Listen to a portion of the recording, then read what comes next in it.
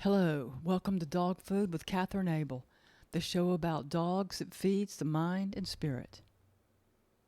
My novel, The Depth of Dogs, is available online everywhere, and you can request it at your local bookstore as well. Please do go on Amazon and buy the ebook. Much appreciated. And today I'm going to read you a couple of chapters from The Depth of Dogs. I'm going to read chapters 9 and 10 from the book, and it feels I've got it right now in my hands, and I'm gonna tell you something. Everybody out there who's written a book and you've got a copy of your book, you need to get that book down and hold it in your hands and flip through the pages and be so proud of yourself. I mean that's something else, guys. To write a whole book, a whole novel, a whole collection of short stories. Those are very solitary acts, you know it? Takes a lot of concentration, a lot of determination. So my hat is off to you and off to myself as well, because I'm very, very proud of this book. I love it. It just delights me to look at the cover. I love it. All right, chapter 9. Darlene Cawley was let go from her teaching position 3 years ago. At the time, she had exactly 1 year remaining before she could enjoy full retirement benefits. The shock of it was emotionally traumatic. Her daughters urged her to take time off before heading back into the workforce. They told her she'd been working since she was 16 years old, that she could afford a year to reflect, relax, make a game plan. After a year of semi-blissful reprieve, much of which was spent on fuming about being let go, a lot of feeling sorry for herself, and then a good bit of resentment that none of her colleagues of the past 29 years had called or dribbled by some job leads. The thing was, she was having substantial difficulty growing any interest in her skills and expertise. At the end of the year, she had no job and no job prospects in sight.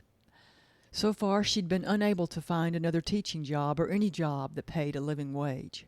Apparently, educated, highly skilled 56-year-old women were not sought after on the job market.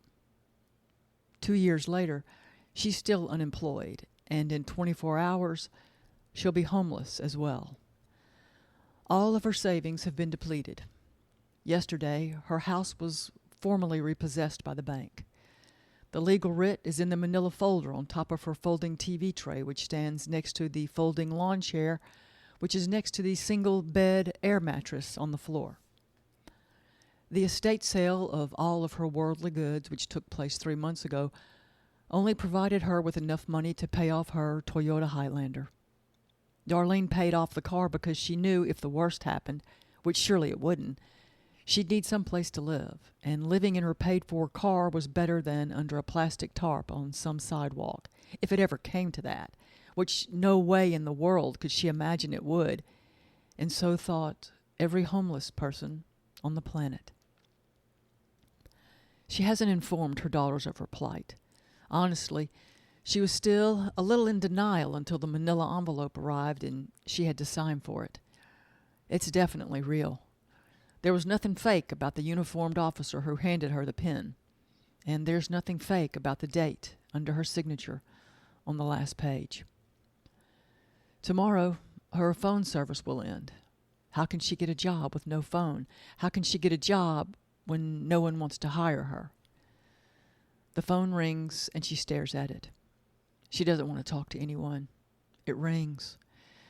One more ring and it'll go to voicemail. She decides to answer it because she literally has nothing else to do. She manages to sound convincingly cheerful and well-fed. The call is from one of the 6 employment agencies in town that have a resume. One of the 6 agencies where she has taken and aced reading test, typing test, and workforce skills test every 3 months for the past 2 years. This is the first call she has had from any of them. Why should they call her when she calls them every Monday at 9 and every Friday at 4:30 for 2 years? A woman who sounds like she's 19 years old informs her that a household management company would like to hire her. However, the job begins tomorrow morning at 8 and is a live-in position. When the 19-year-old tells her the salary, Darlene is surprised how calm her voice sounds as she accepts the offer and requests the address. She does ask the teenager to repeat the salary, just to make sure she hasn't fantasized it. The teenager tells her a copy of the terms are being sent to her email as they speak. She instructs her that she'll need her signature before she can formally accept the offer on her behalf. Darlene thanks the teenager, hangs up, then opens her email on the phone whose contract ends tomorrow. She signs it without reading it, waits 5 minutes, then sends it back to the employment agency. While the signed work agreement is racing back to the agency, Darlene lies down on the air mattress and stares at the salary she'll receive. She finds herself shaking from fear, then relief, then fear laced with relief. The amount of money she'll be paid is almost triple that of her yearly salary as a teacher. And she'll have a place to live as well? It sounds too good to be true. What if her new boss is a drug lord? But what would a drug lord need from a 56-year-old high school teacher? She begins packing her clothes immediately. Tomorrow she'll fold up the TV tray and lawn chair, deflate the mattress, and leave them in the garage for the bank. Once her suitcase is packed, she decides to go to the library and print out the contract. There's also an attachment in the email she hasn't looked at. After she downloads the attachment and prints it, she discovers that what she had signed was the agency contract, not her new employer's contract. When she has the document in hand and is seated in a proper chair in front of a proper table, she learns there are financial contingencies. There's always a catch. But there's also good news. She was born for this job. She wouldn't realize the full salary amount or be awarded quarterly bonuses unless the client agrees to receive all education. If the client agrees to learn, then the bonuses would arrive only if certain grades are achieved. The higher the grades, the bigger the rewards, the longer the term of the agreement. In sum, as long as the client learned, Darlene had a job. Darlene Cawley, newly employed, leaves the library and drives home. She does not eat because she can't afford to. On the way home, she reflects on her years as an educator. She was top-rated in the state every single year. She received Teacher of the Year on 6 separate occasions, even the year before she was released, let go, fired. Her teaching skills were knowledgeable, enthusiastic, and superb. More than anything, she loved to teach, to educate. When she arrives home, she walks to the empty master suite and into the master closet. On the right side, behind the door, is another door. She opens it, turns on the light, closes the door, and then screams at the top of her lungs. She sings songs and dances. She whoops and yells with joy until her throat hurts. She laughs hysterically because there's nowhere else for this episode to go. Finally, spent and exhausted, she falls to her knees and thanks God. Then she thanks her dearly departed husband, Don, for constructing the 12-by-12 soundproof panic room, which had remained unused until now. There'd never been a call to panic. Perhaps from now on she'll call it the Unbridled Joy Room. Darlene has coffee for breakfast and nothing else. She received a text from her employer at 7 that morning. The employment contract stipulated that all employer-employee communication would be via texting. This would be the first and last text she would receive on her personal phone. Her business phone would arrive before noon today, along with other deliveries. A large delivery will arrive at 1 o'clock. Her client would arrive at 4. The text instructs her where the key to the home is located. 2 longer texts inform her she will be responsible for the upkeep and maintenance of the house and grounds. If her duties to the client interfere with these tasks, she is to inform her employer immediately so that additional personnel can be hired. Her client's education is to assume top priority. She's to consult with her client to determine exactly which implements and equipment will be required to maintain order of the premises and grounds if what has been provided is inadequate. Darlene receives this last text just as she's pulling out of the driveway of the home where she raised 2 beautiful daughters and loved a good husband. She looks back at the house she took care of, at the lawn she mowed, at flower beds she designed, then filled with a mix of flowers and vegetables. She thinks the bank will have no trouble at all selling this charming, well cared for property. She leaves without regret. A new chapter is beginning. She's nervous and excited. Who on earth has ever heard of a job like this?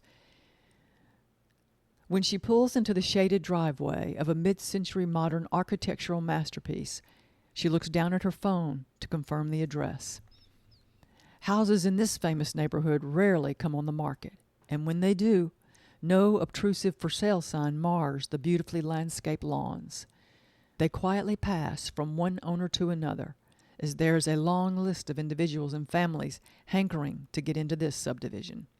The location has always been wonderful, but with the resurgence of the just far enough away downtown area, living in this neighborhood has become especially sought after and coveted by many, though not all can afford the price tags.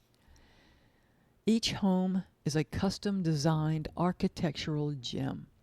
There are no vacancies, no boarded windows, no unkempt yards, no leaking roofs, no missing shingles, no trees touching roofs. The gardens are mature, well monitored, and trained.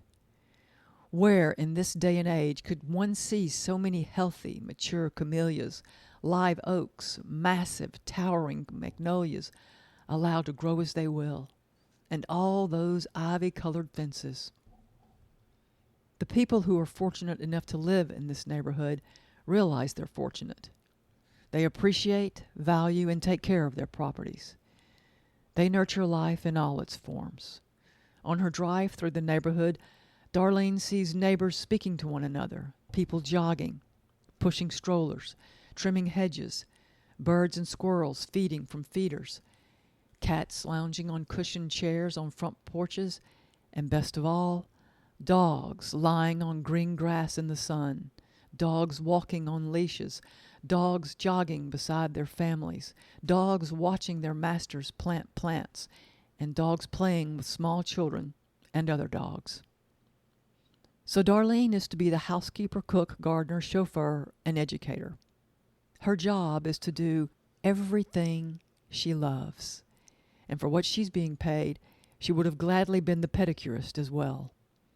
Lack and suffering will surely turn a mind to gratitude and wonder, she muses. She'd never been in one of these homes, but like everyone else in the city, she always wanted to go in one. The extra-large door is painted high-gloss turquoise blue, and the shining, heavy brass doorknob is in the exact middle. There's only one window on the front of the house. It's a long rectangle to the right of the front door, between the front door and the double garage door. There are scads of boxes and packages that block her path for 10 feet. The majority are from online pet stores. She feels her heart begin to pound in hope and excitement. Her 14-year-old pit bull mix, Sasha Lynn, had passed away shortly after Darlene had lost her job. The dog had been a cherished family member since she was adopted from the local high kill shelter at 12 weeks of age. She missed her terribly. Sasha Lynn had been adopted 2 weeks after the death of her husband. She doesn't know what she would have done without that beautiful girl. Sasha Lynn pulled her from her grief, kept her fit, kept her company, kept her smiling, and best of all, made her spirit thrive. She'd not gotten another pet after her passing because her financial circumstances prohibited it. As she makes her way to the front door, she picks up boxes of all sizes and weights. This person must have a lot of dogs. Then her heart dips a little, and she fears her client may be mentally ill, a hoarder, or one of those weirdos who mistakes dogs for children and people. There are so many boxes. She pauses to listen. She hears no dogs. She inserts the key into the knob and turns it. The lock clicks, and the solid wood door opens wide on well-oiled hinges. Darlene gasps. The entire back wall is glass, And it's not the glass that was initially installed. This is high-tech modern glass, and it is stunning. The interior walls are all white. The floors are flawless terrazzo and shine like new. There's a narrow wood table against the left foyer wall. She places her bag and the key on it. First order of business is to explore this beauty. The small foyer opens onto a large living room that has sleek, low, red leather sofas placed to a stylish advantage. There are wooden end tables, but no coffee tables. There's a large fireplace on the right wall. The wall surrounding it is an unusual green stone and complements the terrazzo perfectly. She looks out of the 8-foot-tall picture windows onto a perfect yard that must be an acre long and 2 acres wide. There's a swimming pool with 2 live oaks on either side of it, but far enough away so the leaves won't overwhelm it in the fall. There are chairs and tables underneath one of the trees. There's a gargantuan magnolia that is 20 feet away from the left back roof of the 14-foot-deep covered patio that runs along the entirety of the rear of the home. Darlene goes left and discovers a minimalist but sumptuous master suite that comprises a small office, a small den, a large bedroom, and a gorgeous master bath. There's a soaking tub abutting the glass wall so the bather can bask in soothing water while enjoying the sights and sounds of nature. She sees the wall of glass can be opened completely, giving the bather the illusion of bathing outdoors. It is too lovely and considered for words. The king-size bed has no bedding on it. Darlene begins opening cabinets that reveal themselves to be empty. She's about to continue her exploration when the doorbell rings. When she walks back into the living room, she sees a flat-screen TV on the wall across from the back picture windows has an image on it. The UPS man is neatly uniformed and waiting for her. He has boxes and packages from a food delivery company. As he drives away, the local grocery delivery van pulls into the semicircle drive. She directs the driver and his loaded dolly through the living room toward a doorway she hopes will lead to the kitchen. It is indeed the kitchen. And as they enter, both stop in their tracks to stand and gawk at the modern magnificence of a kitchen that any cook or chef would give their eye teeth to get their hands on and into. The countertops are continuous slabs of Calicut marble and must have cost a fortune because there are yards and yards of it. Even the backsplashes are slab Calicut marble. The appliances are commercial grade and shine with their brand spanking newness. The cabinets are dove gray and bring out a different beauty in the terrazzo floors. No doubt about it, this room is the showpiece of this incredible home. While Darlene continues to gawk at the utilitarian extravagance, the grocery delivery man puts his boxes on the countertop, then leaves for more.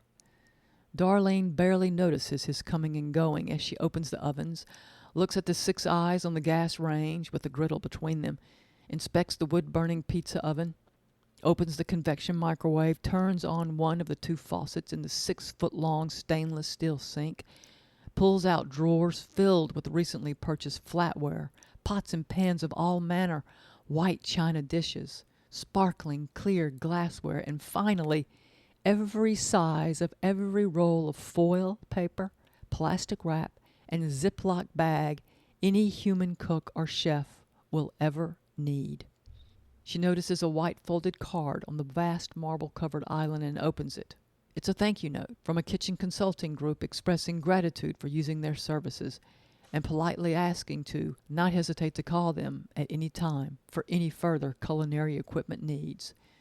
The card has yesterday's date on it. She returns the thank you note to the countertop when the grocery delivery man gains her attention to say goodbye. She looks up to thank him as well and discovers that half of the island countertop is loaded with double-stacked boxes of groceries. She shakes herself out of her reverie, accompanies the delivery man to the door, and as he leaves, she begins bringing the boxes in front of the front door into the house. She has a lot of work to do. The text was clear that the home must be in order by 4 o'clock. If she manages it, she gets a $500 signing bonus. Once the boxes are inside, she returns to the kitchen to unload the groceries. There's a pantry that's the size of her former bedroom. There's a laundry room that's twice the size of the pantry.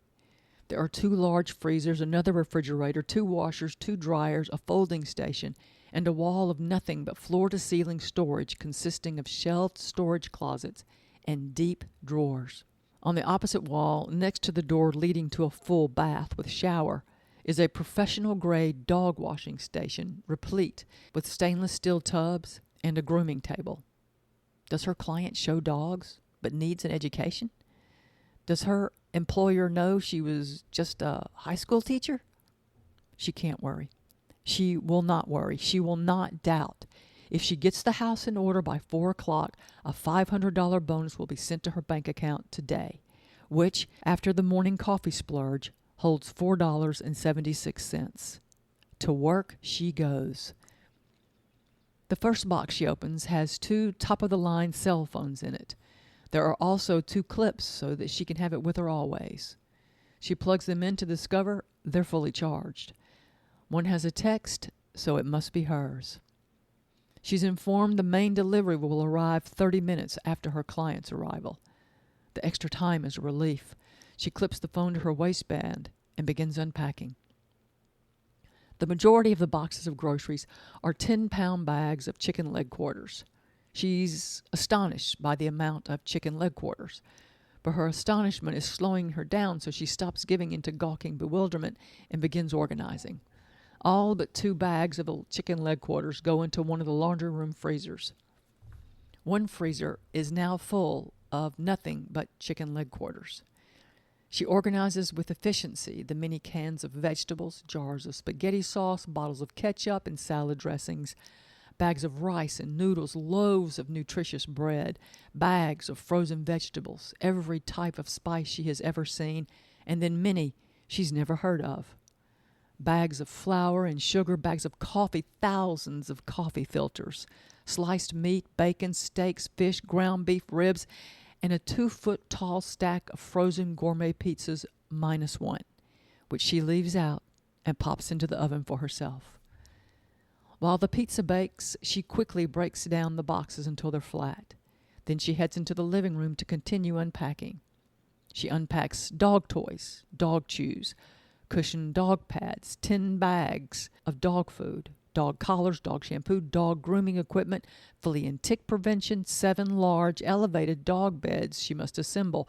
But where are the dogs? The large dogs, apparently. This house has no dog smell in it.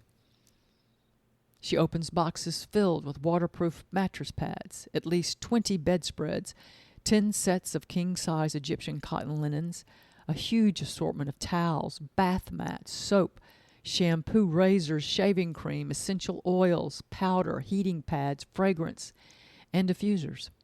There are scissors, sponges, brushes, household cleaning products, huge bags of washer and dishwasher detergent pods. Enough first aid ointment, sprays, lotions, and bandaging materials to meet any minor or near major emergency.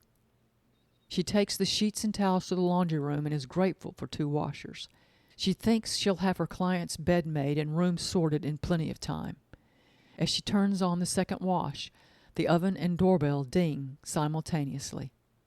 She removes her perfectly cooked pizza from the oven and goes to the front door. While Darlene eats a delicious slice of gourmet frozen pizza she could never bring herself to buy, she watches the water delivery man set up a water dispenser and then haul in 10 5-gallon replacements. He asks her if she needs a paper cup dispenser. She tells him no, and then with unconcealed delight shows him the 2 dishwashers on either side of the 6-foot kitchen sink. She's walking toward the backyard for an up-close viewing of the pool when her new phone trills like a bird. She has a text. Chapter 10. From secret cameras installed throughout the home, Gerald watches Darlene Cawley work and organize like a house on fire. He's in the living room sitting on the sofa. The lady team, Ruger and Emmett, are outside, which is odd. It's as if they know something is up. His crew, Snowball, Cotton, Silky, Lolly, Day, and the Cat Quartet are with him. The Cat Quartet are still in the shoebox, They're on Gerald's lap with a heating pad on his thighs. The puppies are asleep on the floor, elevated beds, on whichever piece of furniture they wish to be on. Through his network of private investigators, paid informants, and sundry individuals he's been paying to find Tiny, he knew after the attack he'd at last be able to locate her. She'd be taken to a hospital, because he had felt the attack abruptly stop right in the middle of blows and penetration. It just stopped. This meant that other people had come upon the scene and been seen by the attackers, causing the attackers to flee. When he regained consciousness, he made calls, sent texts, and emails to people he had hired to find her. Within an hour, he knows which hospital she'd been taken to, the extent of her injuries, and her room number. The pain in his lower region prevented him from sitting up, so he dragged the laptop onto the bed and hacked into the hospital records. He learned what each injury cost to treat. Next, he established an account for her and deposited enough money to cover all of her expenses. Gerald is in a great deal of physical pain, and though he won't realize it or admit it until years later, he's in a great deal of spiritual pain too. He has pushed back the main delivery arrival time. He has pushed back the main delivery time because he wants to see Tiny, even as he knows she doesn't want to see him or be anywhere near him. He wants to see her because he knows she'll be completely unaware of his presence. He thinks his physical pain is causing his current discomfort. It's not. It's only causing 50% of it. The leaden weight he feels on his shoulders, his chest, and his legs is not the resulting aftermath of an intense physical assault. It's the beginning of a heartbreak he doesn't believe is possible, but he has a very vague suspicion that some of the hurt he's feeling is from what he's about to do. He will take the lady team, Ruger and Emmett, to Tiny. His crew and the cat quartet will remain with him. When he took Tiny's suitcase filled with used dog toys to the old beat-up SUV he'd forced her to drive, he looked around and saw that the lady team, Ruger and Emmett, did not follow him back inside. That was at 10:30. It's now 2 o'clock, and they're still waiting by the vehicle. It's as if they know they're going to her, their sister, savior of Emmett, grand love of Ruger's life. The heavy, insistent weight he feels is sorrow. As he watches the exceedingly well-chosen Darlene dart around the house, unpacking, organizing, and looking around in wonder, he eventually admits to himself that his feelings are hurt. He did not expect the lady team to want to abandon him so easily, especially Petal, whom he favors the most. He is especially saddened by her eager defection, and to his confusion, admits he will miss her terribly. He, Gerald the Despicable, is on the verge of tears because a dog is leaving his life. He checks on the cat quartet once more, then resumes watching the industrious actions of Darlene. He has decided he'll pay her the $500 bonus whether or not she gets everything done on time. It'll be close enough. When he realized that Tiny would never willingly come back to him, he began making plans to help her. He'd find a way to help her whether she wanted his help or not. He knew he had to do it in such a manner that she couldn't say no, that to say no to him would ruin the life of another. That's when he found Darlene's profile on the employment agency website. When he hacked her employment records at the school board and her bank accounts, he knew she was in fact already ruined, but her ruin made her the perfect person for the job. He was on the verge of assuming her derelict loan when everything changed in a horrible way, and it turned out that Darlene's encroaching homelessness worked wonderfully to his advantage. She doesn't look much like the employment photo taken 2.5 years ago. She's much thinner, haggard, and desperately needs a dye job. Despite that, this is a good woman of strong character who had been done wrong by the indifferent bureaucracy of the school system. Old Gerald thinks, so what? That's the way things roll. Nobody cares because nobody cares. New Gerald watches her taking fresh-smelling linens from the dryer, making the bed of a stranger to perfection, fluffing down-pilled pillows, tucking here, tucking there, until the bed is a housekeeping masterpiece. New Gerald thinks that she hasn't even looked for her room or been concerned about her comfort. He knows the bonus is needed, but not what drives her. Into his life has come the second most selfless person he's ever known. Gerald has owned the home for 5 years. Over the years, he upgraded whenever the meanness struck him. When this home was featured one afternoon on a television program and Tiny mentioned how beautiful she thought it was, the next day he moved them into a dilapidated 2-bedroom mobile home. He didn't tell her he'd purchased the beautiful home that evening. And so it went. Whenever Tiny mentioned the way a room looked, the style and fabric of a piece of furniture, a flooring type she appreciated, or a bathroom she found pretty, Gerald would do his best to provide her with the exact opposite while reconfiguring and installing her choices in this house for spite. Chic, low-slung red leather sofas became smelly, used couches covered in miserable fabric that one felt velcroed to immediately upon sitting down. The struggle to extricate oneself from the depths of the couches was real. Gerald always had a pleather recliner no one was to use but him. One day, Tiny mentioned she didn't like carpet, so every room she lived in became wall-to-wall carpet. Even the bathroom she used, even the laundry room she needed. His areas were unattractive ceramic tile that may or may not have been the same color and shape. He kept the ugliness factor very high. It wasn't difficult, considering how ugly he was on the inside. As he watches Darlene take great care in every task she undertakes, he begins noticing the renovation results, and he thinks what excellent taste Tiny has. When he gave orders for the remodeling, he didn't think or take time to consider color schemes, appliance brands and types, or room sizes or bathroom layouts. He simply told the renovators to do what he'd heard Tiny say she liked. Every mention she ever made of anything having to do with having a house a certain way, he made sure it happened in this house, while making sure the exact opposite occurred in the home she inhabited. He'd been working on this house for 5 years. Everything had been updated. To all practical purposes, this home, dreamed up and then constructed in 1945, was brand new. He hadn't made up his mind what to do with the house, but certainly it would have involved hurting Tiny's feelings and the never-ending work of crushing her spirit. The curse of the old white woman made him forget about the house. He had completely forgotten about it. He never cared about it anyway. He'd bought and remodeled it to be mean, to continue his unrelenting, tormenting reign over Tiny.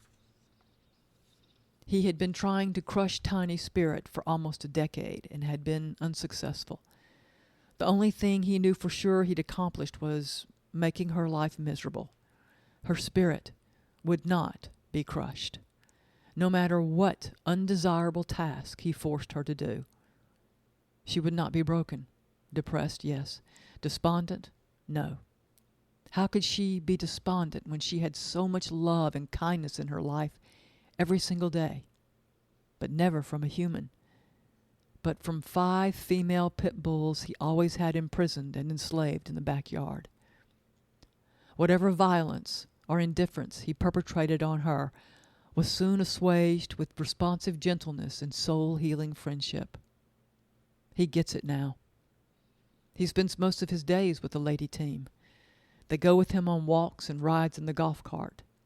He feels a deeper connection with them than with his crew, perhaps because he has sought to have a deeper connection. He talks to them, pets them, plays with them, and watches them as they interact. It's fascinating. And if he knew how much they needed to touch and be touched by another, how well they got along, he would have done absolutely nothing. Maybe he would have even had soundproof concrete walls built between them to totally isolate them from all connection to life. He's so glad he didn't know. Maybe it's shame that motivates him to spend so much time with Lady Team. He doesn't know. He's not to the point where he can or wants to figure that out. He only knows that when he's with them, he feels better, all over. His mind is calmer, his heart beats slower, his muscles relax. He's more aware of life. His sadistic tendencies are cured by the revelation of their uniqueness, their depth of intelligence, and the empathy for those who enter their orbit. Will his crew be the same? He'll soon know the answer to that, because in 1 hour he leaves to leave them. When he feels his throat constrict, he looks down to check on the cat quartet. They're tiny, but they're alive. And by reaching for the feeding syringes on the end table, he'll make sure they stay that way. Darlene receives a text with a recipe for dog stew. That's what it says, dog stew recipe.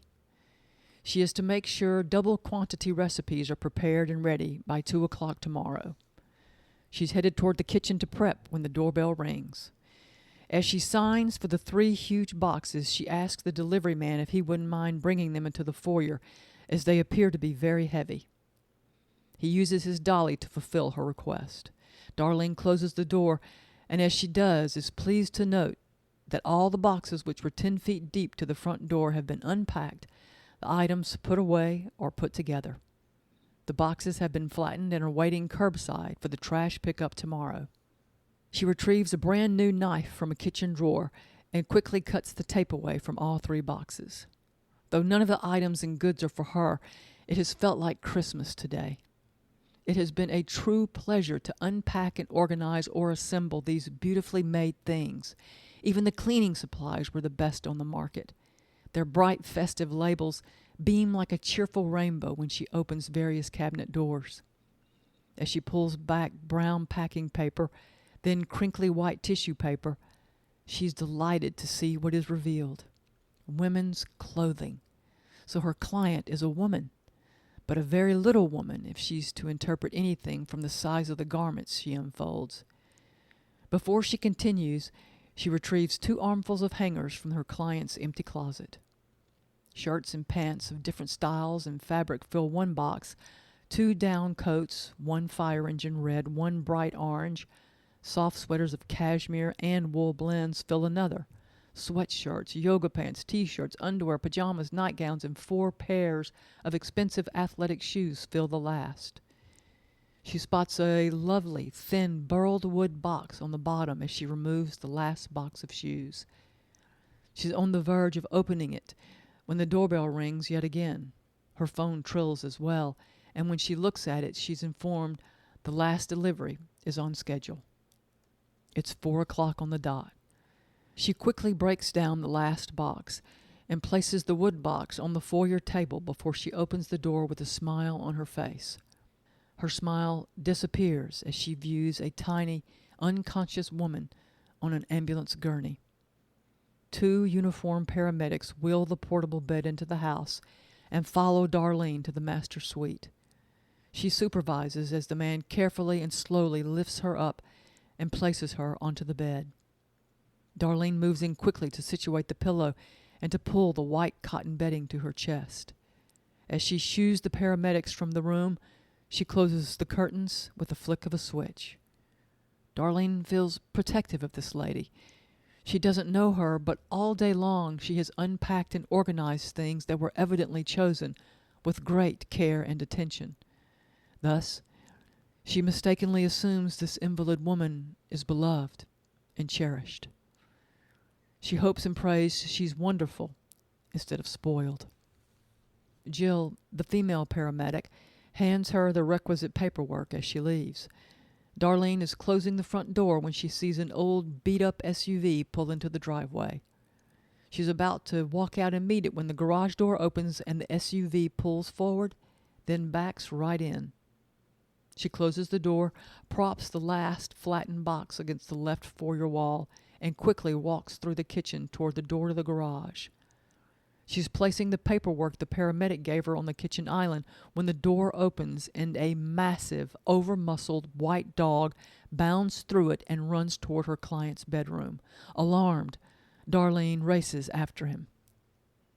Gerald watches Darlene run after Ruger. He's not worried. He knows Ruger won't harm Tiny because he's so acutely aware of her, yet desperate to be near her again, to smell her. He keeps Emmett on a leash. He thinks Ruger would kill him if he jumped on the bed in excitement. He watches the lady team trot toward the back bedroom with heads held high, bodies and tails wagging happily back and forth. Poof passes gas as she walks from the kitchen into the living room. He's pretty sure she'll do so again shortly. Gerald looks around the kitchen and sees that Darlene has taken fresh cuttings from the yard and placed them in water in a large vase in the middle of the island. The paramedic papers lay nearby at an angle. There's no need for him to look at them as he knows every detail.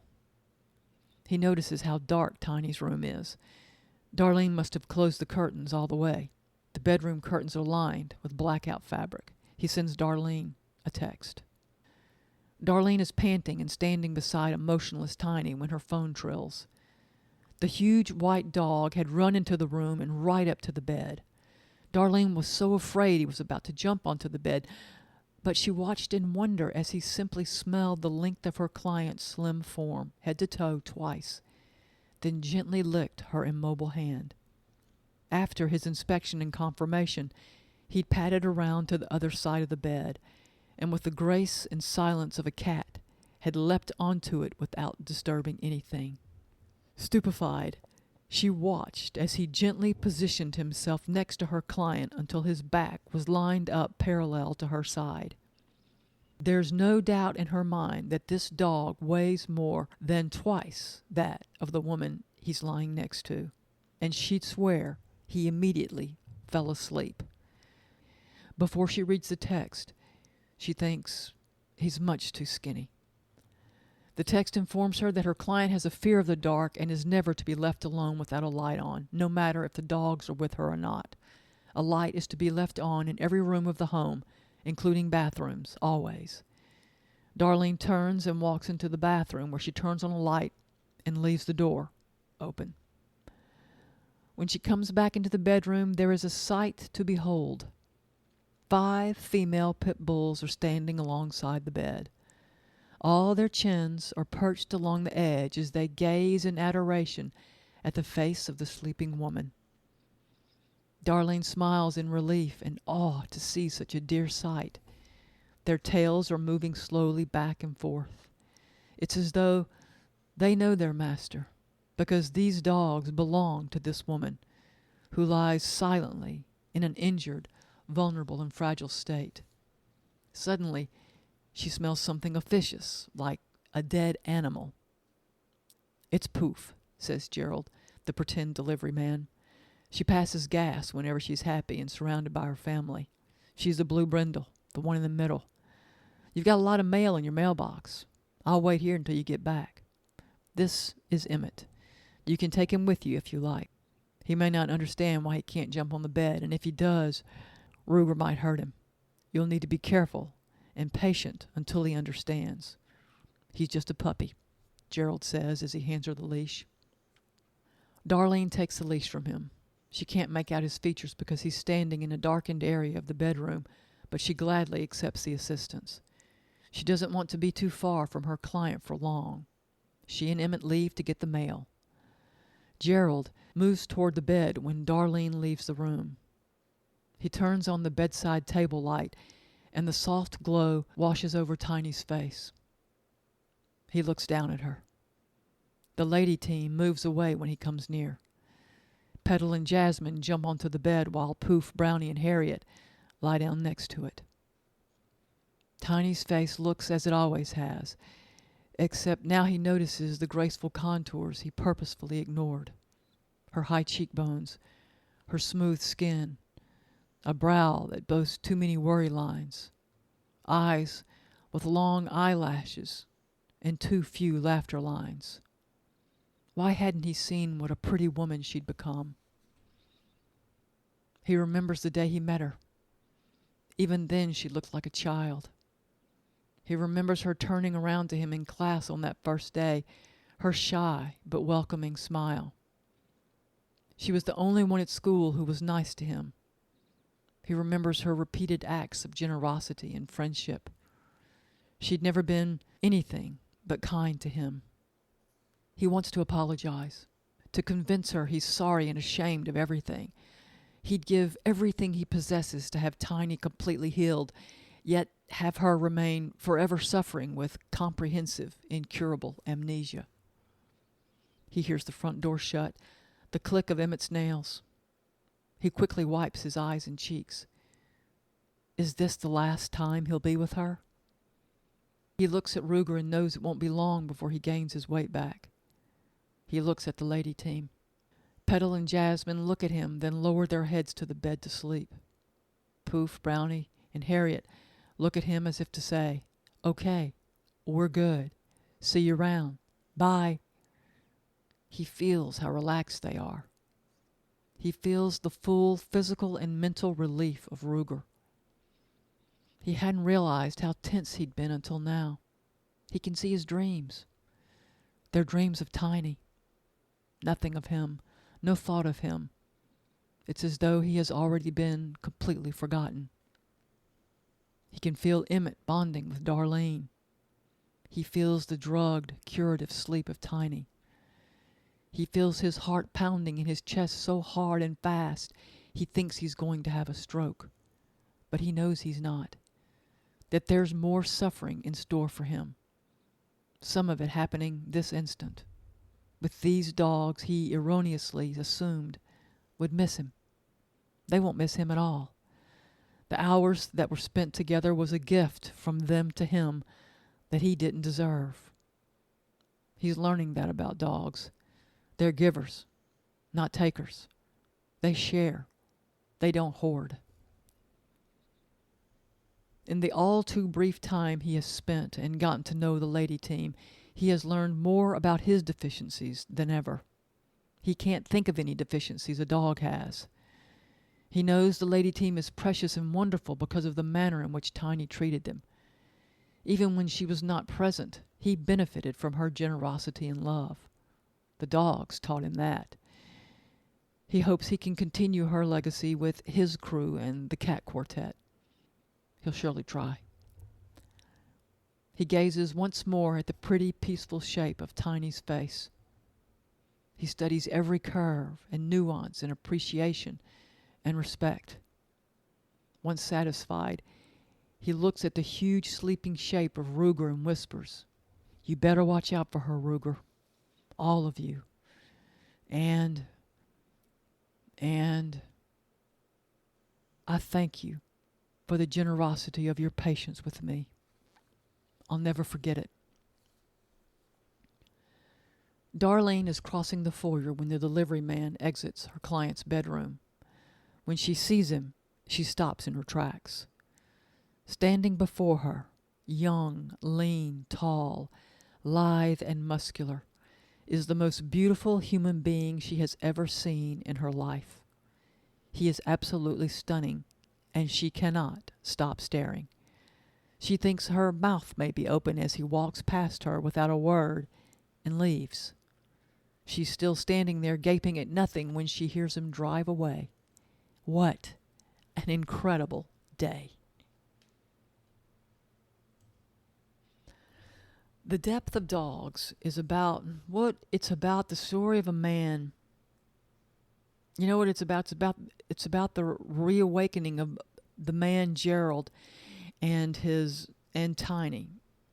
Her name is Tiny, and she's a little woman. They just grew up in unfortunate circumstances. Well, terrible circumstances. Gerald, he was never loved. His mother didn't love him, and he grew up with his mother and his grandmother, and neither one was incapable of love, the grandmother, and the other one had no idea how to love. And she was also a drug addict, so she was in a fugue state the most of the time. So they ignored him, and they just did not love him. He never saw love until Tiny came into his life. And he saw it when she gave it how she loved the dogs. And though he saw the dogs reciprocated her love, he did not get it. We still don't get it. You know that? We still do not get how deeply dogs love us and how they reciprocate our love. I don't know why we don't. This morning, every time I go walk the dogs, we come back. I don't walk the dogs. We're going to run the dogs in the woods. I come back and everybody gets scrambled eggs. And listen, I totally named that dog correctly. And you remember, she learned her name in one day. That might have been her name. It suits her perfectly. And Love, when I put the bowl down for Love, she licked my hand to say thank you. Dogs they're amazing. And they are deep. Dogs are deep. They are deep. It's a beautiful day today here. And it just got hot a little while. Well, it got hot a couple hours ago. But it's been nice, right? And on the front porch patio, it was very pleasant. And there's a lot of activity. There's squirrels outside. There are birds, butterflies. Oh, it's wonderful. We got bees and hummingbirds. I mean, it's a feast for the eyes and the senses. But you know where? And I was inside. I've been inside. I had to come inside and do some stuff. And you know where they were? They were inside with me. They're inside with me. They want to be with us. Especially if you show them kindness.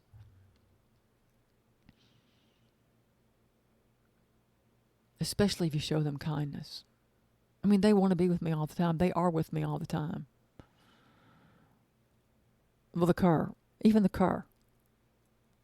Well, the cur is with me 70% of the time. She's the most independent one.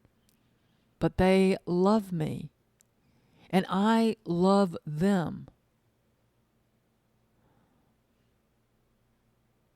How do you learn how to love? The dogs have taught me a deeper layer of love. There's no doubt about it. There's no doubt about it. And they have taught me, most especially, not only the value, but the wonder. Yeah, that's the right word. The wonder of gentleness. Being gentle and patient. I mean, I'll tell you, the Pit was easy. That dog, she's been the easiest one. She's totally most high maintenance, but she's the easiest. Love is full on wild, so she is requiring a lot of patience. But the other dogs in my life have brought me to the point where, I don't know, I probably think the older we get, the more relaxed we are. But that's really nice to be able to think about that. Think about how wonderful, how exquisite that is, that we are capable of loving, which means caring for another, thinking about another, and enjoying. It also means that I think love, a big part of love. That's why love is number one. It is the enjoyment of another. And so Tiny was fed. Her soul was fed by the dogs. Gerald, his soul was never fed until the woman cursed him. Yeah, so this book is it's got magical realism, absolutely. Because now Gerald, he literally feels whatever the dogs are feeling, and he knows and he is a genius. I think I told you all that about him. Gerald is a flat out genius. And he's not, I mean, you saw, because he totally did that to Tiny. Every time she would want something, say how pretty something was, he would make sure she got the exact opposite. I mean, he was completely cruel just to be sadistic. And she was always kind. Tiny is like this sweet, sweet person who cannot be anything but kind. She has no meanness, no spite in her. She just wouldn't even know how to be that way. She's incapable of it. It's not that she goes, oh, I don't want to be like that. She is incapable of being spiteful. She's incapable of hating. And so those dogs were her salvation. And that's probably why she stayed so long with Gerald. But she also had incredibly low self-esteem because she was called Tiny from probably a week after. She started being called Tiny a week after she was born because she was so tiny. And think about that. How would you like to be called that your whole life? Tiny, little. How would that make you feel? Not very big. Not very big. Tiny was not physically abused in her family, but she was, or sexually abused, but she was ignored. She was ignored. And because she was so tiny and she knew how to become, she knew how to make herself invisible. How would you like to grow up like that? Can you imagine the low self-esteem you would have, that you would have to, and was there kindness? No, it would probably be sarcastic kindness because she's tiny. And so they probably made fun of her. And then Gerald comes into her life. And Gerald's got money. I mean, he always has money because he is completely unscrupulous. He doesn't care, and he's a genius. And it's like, I'm gonna make money.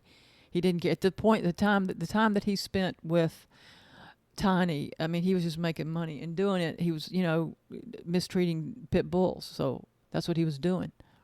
I mean, he had this vast enterprise.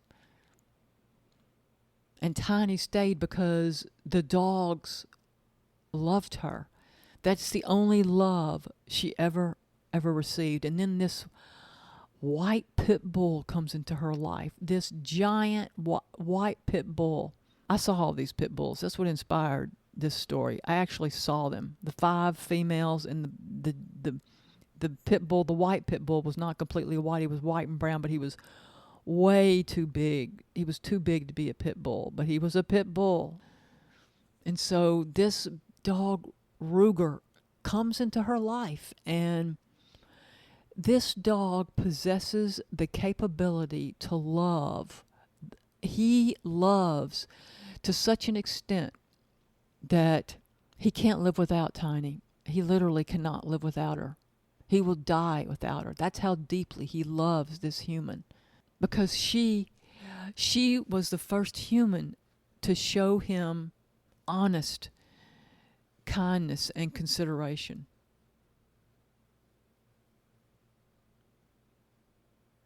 That's the thing about those shelter dogs. That's why they, after they're in the when they're in the shelter, but God, most of them. I mean, why do you wind up in the shelter? I don't know. Some of them. I mean, that's where love would have wound up, and someone showed her kindness because she is such a sweetheart. So at some point in time, love was love. I don't know if she was loved. They dumped her. But maybe, I mean, she loves children. You should see the way she acts around children. So children were the nicest to her. So she was loved by children. That I believe to be true. The difference that love can make in your life, it gives you confidence. And the absence of it, of course, can make you miserable. I mean, look at Darlene. Darlene working for 29 years, an award-winning educator, and bam, she gets fired, laid off. And then she can't get a job. She could not get a job. And she tried. What do you think? She couldn't write a resume? Yeah, she could write. She's an educator. She could, passed all the tests, all the typing skills, every single test that was required to, but she could not get a job. And you know what? Sometimes that's the way it's meant to be. Because you need to be by yourself. You need to be by yourself. To get to know yourself. And to relax. And to relax. I mean, Darlene, even though she's going, I'm homeless, she was relaxed. You know what? She was like, all right, this is it. This is it. But she had her head on her shoulders. Life just beat her down. But she is exquisitely prepared for her future. And she just jumps into it. What a wonderful human being. And that is something, too, that Darlene comes in. I tell you, writing, you don't know. When you're writing fiction, you make a plan, but I don't even know how Darlene came in the scene there. It just happens. The stuff just flows. Fiction writers, you know exactly what I mean. The stuff just flows. But then Darlene comes in and she teaches. Listen, Tiny and Gerald, they don't have any idea how to be human beings, quite frankly. There's never been a mentor or a good example. Gerald grew up in a family of crime and continued that with an exuberance that made him phenomenally wealthy. He does not know how to be a human being or how to treat others. But that's what happens when he starts feeling. Can you imagine that? If the criminals could feel what their victims feel, like if we could feel what dogs feel, what the animals feel, when we say certain things to them, when we do certain things to them, or when we don't do certain things to them, when we do things for them or don't do things for them. If we could feel, I'm not talking hear their thoughts, I'm talking feel, like anxiety or happiness or fear or trepidation or delight or hunger. Feel everything the dog feels. It would be an eye-opener. Just like it is for Gerald, it turned him completely around. In a way, he was very, very bent. Okay, he was very bent, and plus his brain is. He has a brain unlike any brain I've ever even heard of in my life. And so does he become kinder and more considerate? Yes, he does. Is it overt? No, it is not overt. I don't know, in a way he is. Tiny, what's she going to think about how Tiny is going to think when she wakes up and she's in her dream house? What would you think if you were married to a man or married to a woman and you say the things that you would like? You know how you do. Oh, I like that house. Oh, that tree's beautiful. I wouldn't mind planting one of those. And every utterance is denied or just, the exact opposite is done. You want to plant an oak tree? No, we're going to plant a holly shrub instead. You like that. You want porcelain tile? We're going to put 3-inch thick shag carpet. Love doesn't do that. Love says, what do you want? Let me see how I can get it to you. So we're thinking, so when she wakes up, she's going to be walking around in her dream house. A house she basically designed herself, because all the furniture, the kitchen, everything, that is from Tiny. Gerald, he is a piece of work. Let me tell you, he is a piece of work. Fascinating. But also, on the flip side, Gerald is the villain every dog dreams of and deserves. Because once he gets flipped to the other side, dogs, animals, he changes their worlds for the better, always. Any animal he touches or any human being he touches now, he can feel what they feel. I love Gerald. He's fascinating to me. So multi-layered, because he is constantly, and he's so smart. There is no problem for him, and he has no problem he has no problem being a criminal. He doesn't care. He doesn't care. If what he wants to do helps a dog or helps him, he's going to do it. Or an animal, any animal. He does not tolerate abuse if he finds out about it. For example, here's what Gerald would do. There was this house I saw one time in this neighborhood, and they had, what did they have? 4 pit bulls, of course, chained to trees, and they had crates. You know, the kind of crates that you take your dog on the airplane. Those kind of plastic crates. They have holes in them. Okay, if it rains, you get wet. If it's cold, it's cold. If it's hot, it's hot. There was no hay in them. It was completely misery, pure D misery. It's animal abuse. So here is what Gerald would do if he found out about that situation. He would not go. And he has this vast network of criminals that he can call upon because of all his criminal activity his entire life. So he has connections in the criminal, even though he's not a criminal anymore. Like he's not a horrible criminal. He's still a criminal, but he doesn't deliberately hurt people unless they are animal abusers. So here's what he would do with that situation: those 4 pit bulls chained with inadequate shelter. He would. The police would be called. He's always looking at the police stuff. He's always connected to that. So when he finds out that's a situation, he watches to see what the police do. Which, by the way, would you like me to tell you what the police did? Nothing. I think they, what did they? Maybe they put a tarp that then flew off. Okay. They don't do anything around here. They do not do anything around here. It's got to be so bad. The animal has to be almost dying. I mean, it has to be horrific for the police to do anything. So here's what Gerald would do. He would watch and see what he'd get the police one day. The police go out there, they see, and then he would give them 30 minutes to do it. And then at that point in time, what would happen? And listen, those kind of people, they don't need dogs. They don't care. They do not care.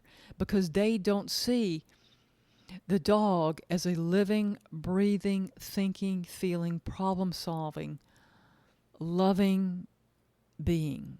They do not even believe the dog is capable of demonstrating or possessing any of those remarkable qualities.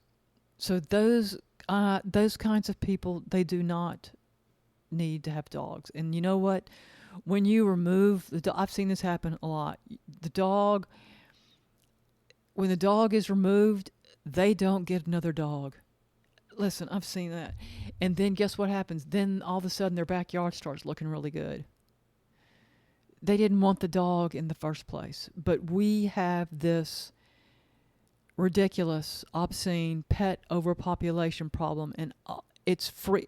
I don't have to tell you. You know about I don't have to tell you.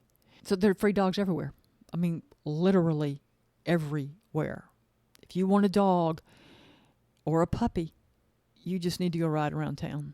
And I'm not talking ride around the south side. Go ride around anywhere. Just do it for a week. You'll get a dog. Because they'll be, on the side of the road. So Gerald, here's what would happen. Gerald would send somebody in and he would say, you need to surrender the dogs to us.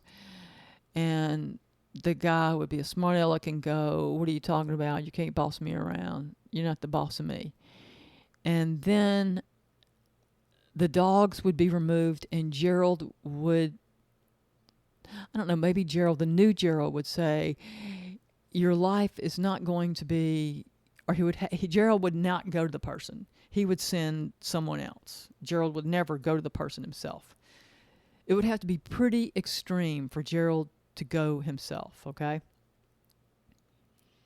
And he would have to be very intrigued by the level of abuse. That sounds sick, but I'm telling you, that's the way Gerald is. And there's a scene in The Depth of Dogs where Gerald goes and handles it firsthand. And forever. So he would tell his minions, they're going to say, look, get ready, you're surrendering the dogs to us. It's got to be a smart aleck. And the people would say, you're going to surrender your dogs or you're going to surrender your livelihood. And then it would begin. The dogs, of course, would disappear during the night. But then Gerald would systematically destroy those people. Their jobs would disappear. Their bank accounts would be empty. He would probably say, here's what's going to happen if you do. They would probably be warned. They would probably be, Gerald is so bold, his minions would warn them. You need to take care of, do right by the dogs, or here's what's going to happen in your life. You're going to lose your livelihood. You are not going to have any money. You're not going to have a car, and you're not going to live here anymore. You're going to need to leave the state. Leave the state, and there'll be a job waiting for you in Michigan. But you will not have a dog again. And Gerald would follow that family, those people, for the rest of their lives. For the rest of their lives. He has that kind of access to information because he's utterly unscrupulous. He will hack into anything. He does not care. And he can hack into anything. And you, computer wizards, would not even know he was in there. That's how smart Gerald is. He's that smart, that devious, and that lacking in fear. He knows no anxiety. He does not know what anxiety is. He does not know what worry is. He does not know what fear is. He doesn't know. But he slowly learns what love is through the dogs first, and then through Tiny, and then by watching Darlene, how Darlene treats other human beings. He slowly learns. And it changes him. It changes him. That's the thing about love. If you're in a relationship where there is love, real love, you're constantly evolving, even if that relationship is just with yourself, just with self-love. And that's not a bad thing, because love, in no matter what form, the true love I'm speaking of here, okay? It's always good. So even if it's just self-love, you're constantly evolving and becoming more. Becoming more. Isn't that a great thought? And some of us get that from animals. That unbridled love that bursts into our world and just shows us the way. Sometimes, for a lot of us, animals are the key. Animals are the key. They were for Tiny, but Tiny is capable of loving other humans, and she loves. When you read my book, you'll see how Tiny evolves. Gosh, and she evolves magnificently because she is a human being who is not afraid to love. She's never afraid to love. This is nice talking about these characters. They're wonderful. 3 main characters in the book. I have other little offshoots, people who come in, but people who go.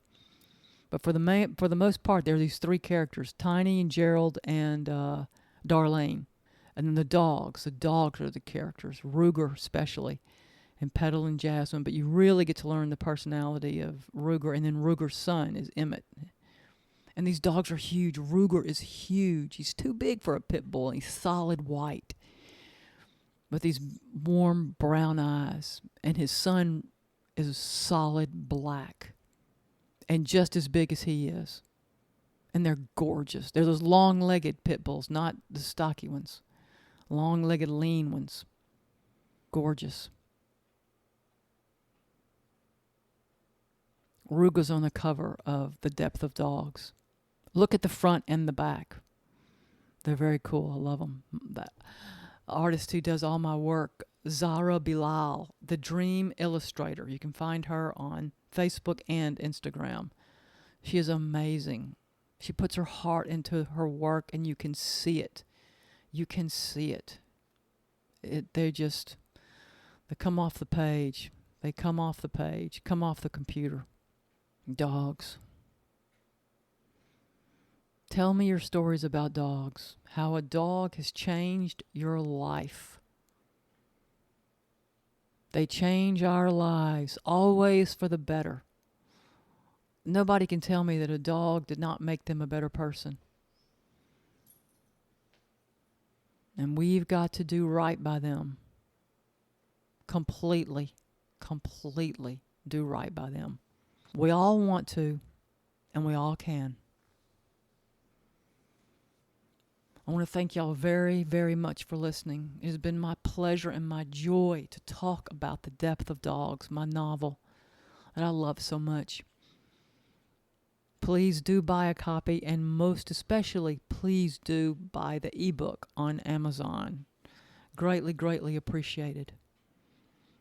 This has been Dog Food with Katherine Abel.